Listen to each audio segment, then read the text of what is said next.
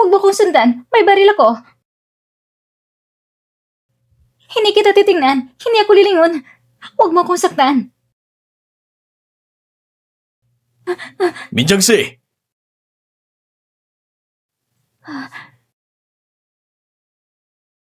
Mr. Shen?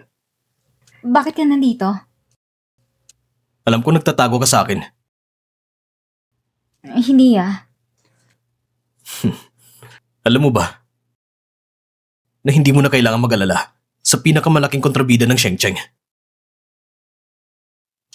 Ang pamilya Feng, wala silang magagawa sa akin. Hindi ko papayagan na itulak mo ko palayo ng ganito. Gusto kong tumayo sa tabi mo. Pwede ba yun? Nag-alala ko sa kaligtasan mo. Walang problema.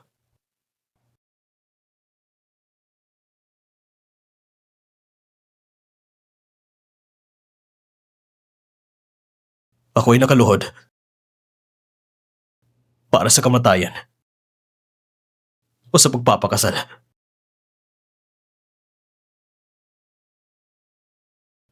Pumili ka. Mr. Shen, nagkakamali ka lang. Walang nagkamali. Nangangako ako. Minjang-si. Gusto kita.